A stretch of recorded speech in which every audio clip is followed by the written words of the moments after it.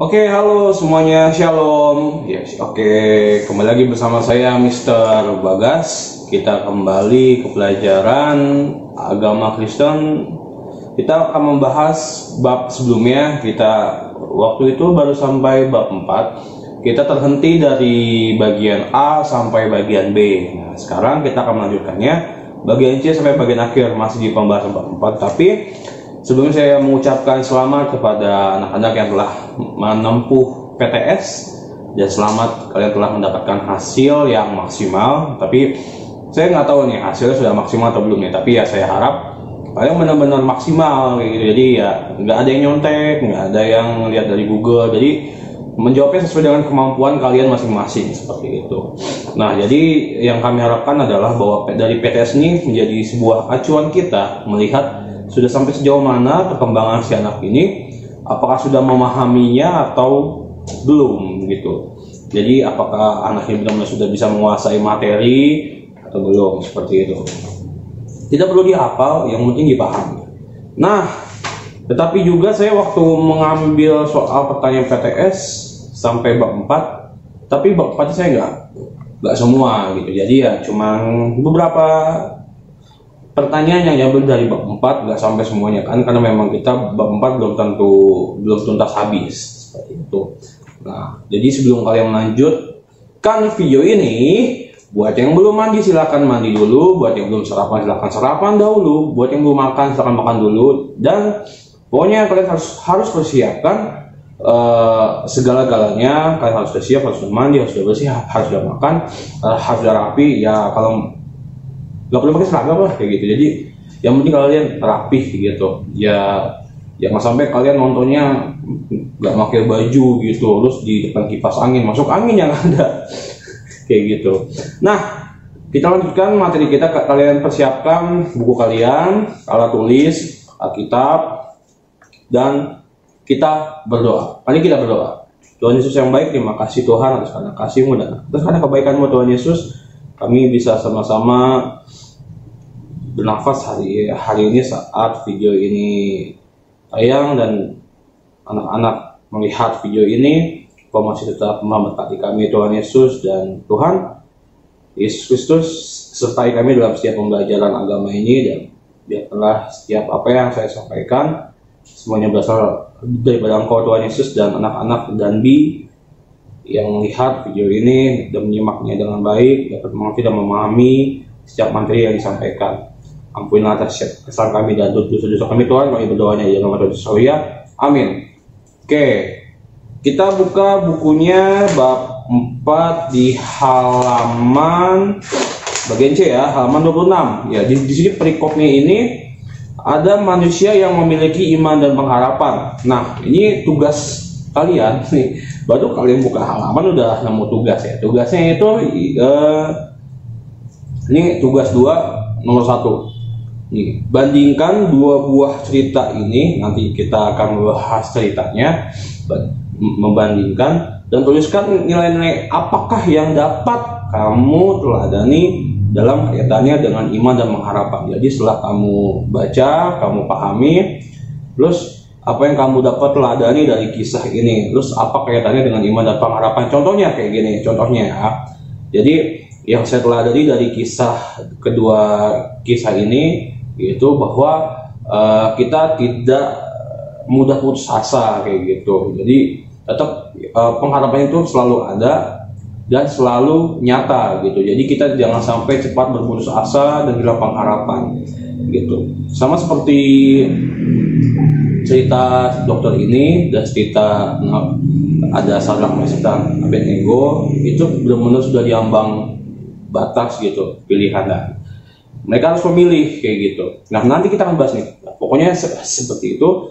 Kalian kaitkan dengan ceritanya, kemudian kalian bahas apa kaitannya dengan iman dan pengharapan. Jadi di dalam cerita Dr. Moore itu kaitan dengan iman dan pengharapan itu apa kayak gitu. Kalian pasti memahaminya kok, contoh gitu. Nah, kita lihat Dr. Moore dan anak lelaki buta. Nah, saya secara singkatnya saja, dan saya harap kalian baca kayak gitu. Jadi singkatnya adalah bahwa Dr. Moore ini tinggal di sebuah kota tua di Perancis. Nah, gitu. Jadi pada 20 tahun yang lalu dia ini kekasihnya mengkhianati dia dengan lari ke pelukan laki lain, dan karena emosi dia melukai laki tersebut gitu. Jadi karena wanita karena wanita lelaki bisa berubah. Wow.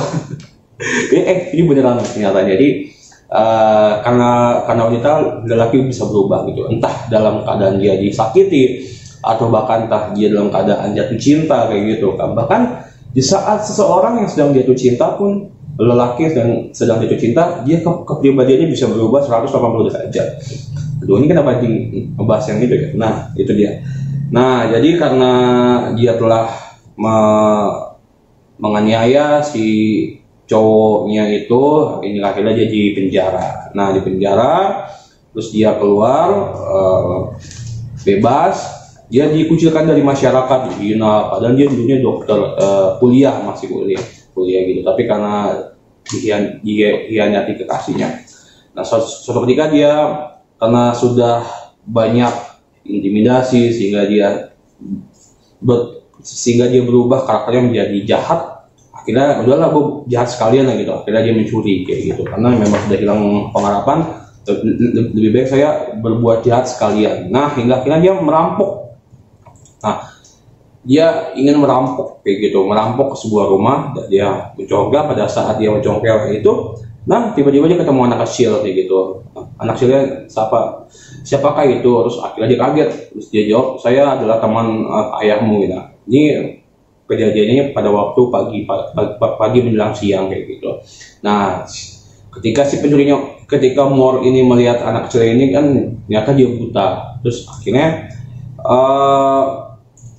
si Moore ini si anak kecil ini ngajak main Moore kayak gitu, karena kan dia bilang kalau ingin ketemu papanya pulang malam kayak gitu. Sedangkan Moore masuk, dia katanya dipinjami kunci rumah oleh papanya si anak kecil ini, padahal dia mencongkel gitu. Nah, tapi si anak kecil ini minta main karena masih menganggap bahwa ini teman papanya, ngajak main ya. Hingga akhirnya dia sangat terheran dengan anak yang berumur 8 tahun dan buta ini dapat bermain piano dengan lancar. Lagu-lagu yang dimainkannya sangat indah dan gembira. Bagi seorang anak normal harus melakukan upaya besar sampai ke tingkat seperti itu. Jadi intinya adalah kayak gini. Intinya dari cerita Moore adalah bahwa Moore ini ketemu anak kecil yang benar-benar buta, benar-benar hilang penglihatan gitu, nggak bisa melihat kayak gitu. Tapi di balik keterbatasannya dia, anak kecil ini nggak frustasi, nggak hilang pengharapan bahwa dia bisa melakukan sesuatu yang lebih gitu. Contohnya sehingga dia bisa memainkan musik, memainkan piano yang indah, dan dia melukis yang sangat indah gitu. Moore sangat amat tersentuh karena melihat anak kecil ini, dia yang keterbatasannya aja dapat melakukan sesuatu lebih. Nah jadi si Moore ini tetap tersentuh hatinya, dan dia yang dikucilkan dari masyarakat, masa frustasi sehingga berbuat jahat. Masa dia kalah sama anak kecil ini, dia yang buta dapat bisa melakukan lebih, sedangkan dia normal, tapi karena dia dikucilkan, dihina dari masyarakat, dia malah berbuat jahat.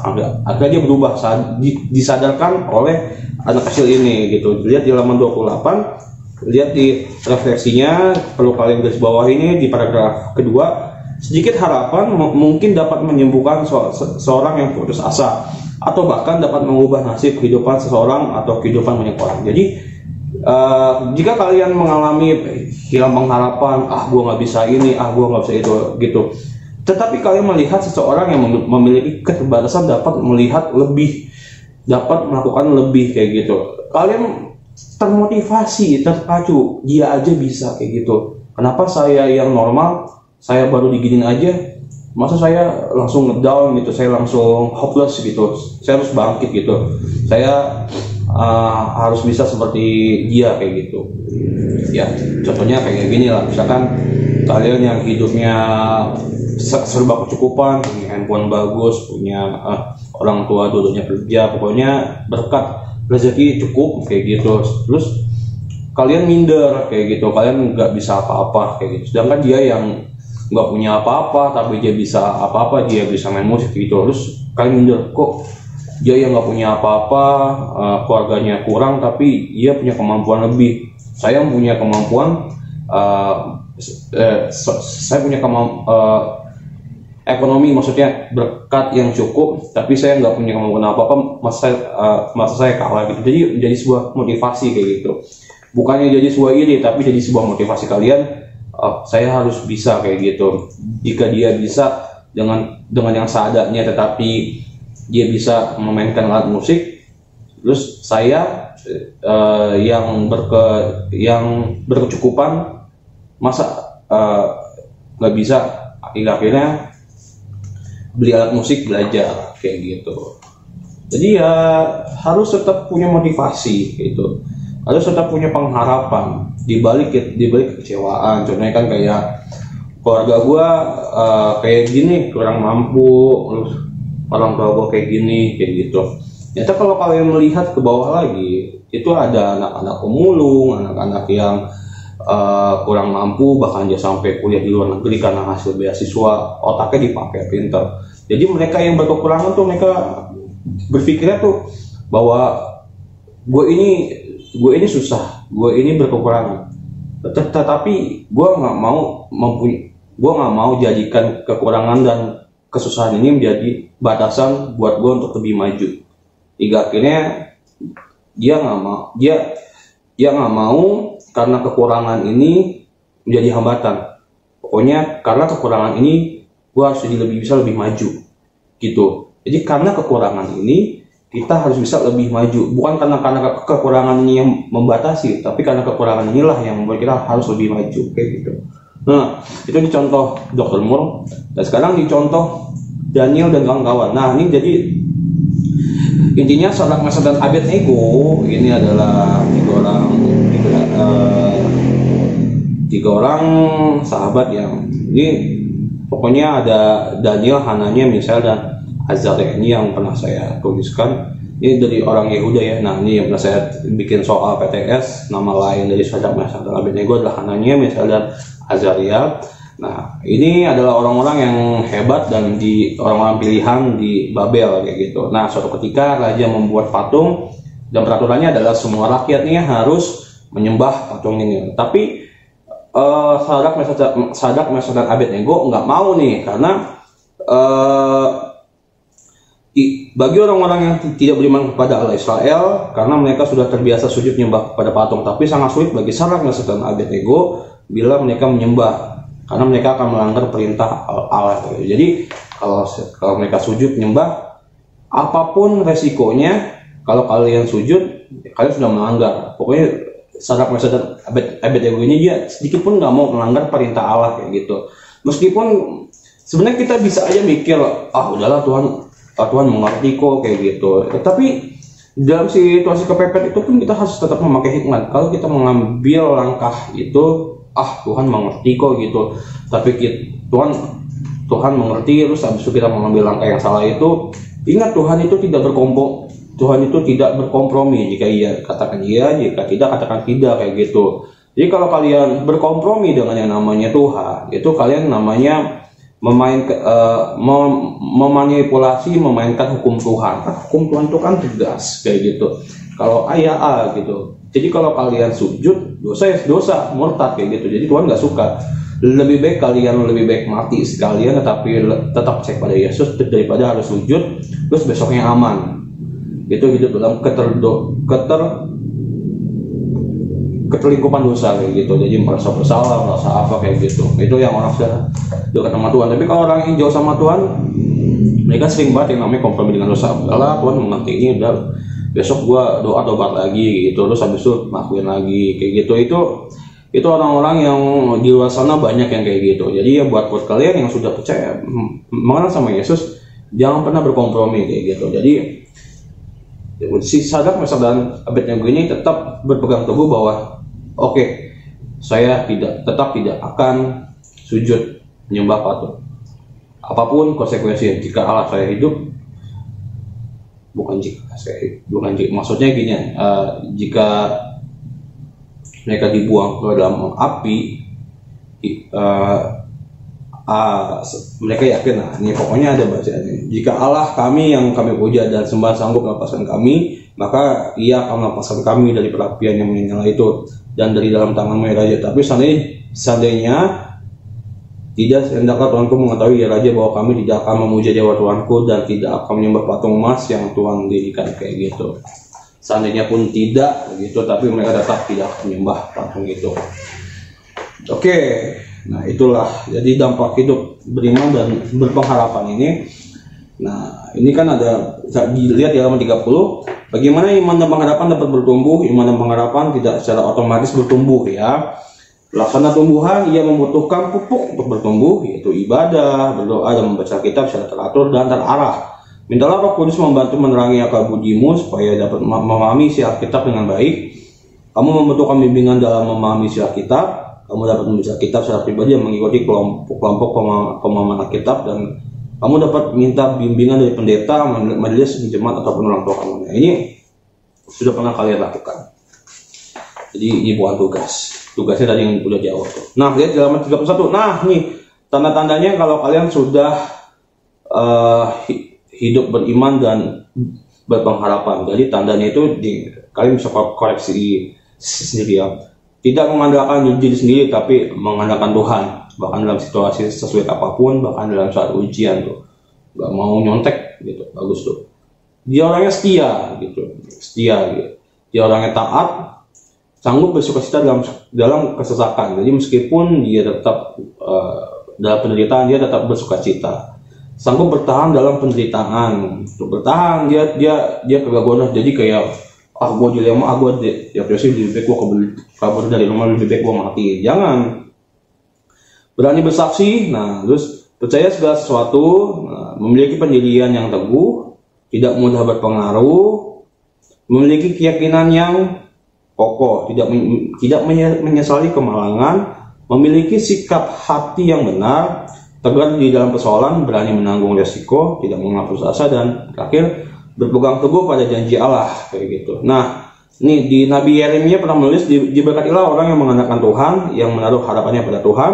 Ia akan seperti pohon yang ditanam di tepi air, yang merambatkan akar-akarnya ke tepi batang air, dan yang tidak mengalami datangnya panas terik, yang daunnya tetap hijau, yang tidak khawatir dalam tahun kering, dan yang tidak berhenti menghasilkan buah. Ada di Yeremia 17 ayat 7-8. Nah, langsung sambung. Sedangkan Nabi Yesaya menulis, tetapi orang yang menanti-nantikan Tuhan mendapat kekuatan baru. Mereka seumpama raja wali yang naik terbang dengan kekuatan sayapnya. Mereka berlari dan tidak menjadi lesu, mereka berjalan dan tidak menjadi lelah. Ini ada di Yesaya 40 ayat 31. Nah, seperti itu.